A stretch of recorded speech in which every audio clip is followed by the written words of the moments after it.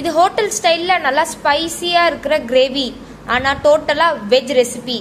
நம்ம வீட்டில் இருக்கிற சிம்பிள் இன்க்ரீடியன்ஸில் தான், ஆனால் ரிசல்ட் நான்வெஜ் கிரேவிக்கும் டஃப் காம்படிஷன். மஷ்ரூம் கிரேவின்னா ஜஸ்ட் சைடிஷ் இல்லைங்க, இது ஒரு full meal magic. Chapati, rice, naan, dosa இது எல்லாத்துக்குமே perfect combo. So let start this easy flavourable mushroom gravy recipe.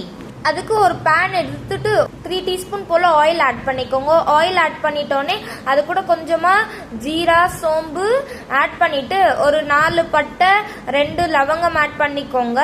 நல்லா பொரிஞ்சு வந்த அப்புறம் ஒரு பெரிய சைஸ் வெங்காயம் ஆட் பண்ணிக்கிட்டு, வெங்காயம் கொஞ்சம் நல்லா கோல்டன் ப்ரௌன் லைட்டாக ஆகிற மாதிரி அப்போ 1 டீஸ்பூன் போல் இஞ்சி பூண்டு பேஸ்ட் ஆட் பண்ணிக்கோங்க. அதுவும் கொஞ்சம் நல்லா ஃப்ரை ஆன அப்புறம் ஒரு பெரிய டொமேட்டோவை நான் பேஸ்ட் பண்ணி எடுத்துக்கிட்டேங்க. அந்த பேஸ்ட்டையும் ஆட் பண்ணிக்கிட்டு நல்லா மிக்ஸ் பண்ணிட்டே இருக்கோங்க. நல்லா கொஞ்சம் எண்ணெய் தனியாக செப்பரேட்டாக வர அளவுக்கு கிரேவி பண்ணிக்கோங்க. இப்போ வந்து மசாலா ஆட் பண்ணலாங்க. 1 teaspoon coriander powder, 1 teaspoon red chilli, கொஞ்சமாக டர்மரிக் ஆட் பண்ணிக்கிட்டேன். அப்புறம் 1/2 டீஸ்பூன் கரம் மசாலா நல்லா மசாலாவோட மிக்ஸ் பண்ணிக்கோங்க. அப்புறம் இன்னைக்கு நான் வெளியில் 1/2 kg மஷ்ரூம் வாங்கிட்டு வந்திருக்கிறேங்க. இந்த மாதிரி பெரிய மஷ்ரூம் நல்லா இருக்கும்.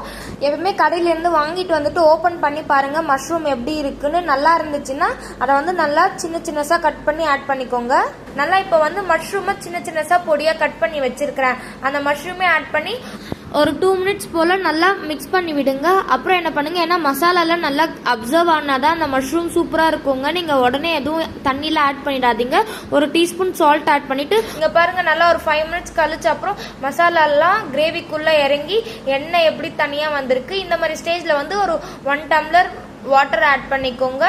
நல்லா கொதிக்க விடுங்க. ஒரு 10 மினிட்ஸ் போல் ஸ்லோ ஃப்ளேமில் வச்சு கொதிக்க வச்சிங்கன்னா நல்லா கொதிச்சு கிரேவி டைப்புக்கு வந்துடும். இப்போ வந்து மேலே கொஞ்சோண்டு கொத்தமல்லி ஆட் பண்ணிங்கன்னா அவ்வளோதாங்க டேஸ்டியான மஷ்ரூம் கிரேவி ரெடி. எவ்வளோ சிம்பிளாக இருக்குது பாருங்க. இது கூட வந்து நான் சப்பாத்தி செஞ்சேன். டேஸ்ட் வேற லெவலில் இருந்துச்சுங்க. நானே இப்போ தான் ஃபர்ஸ்ட் டைம் செஞ்ச மஷ்ரூம் கிரேவி ரொம்ப சூப்பராக இருந்துச்சு.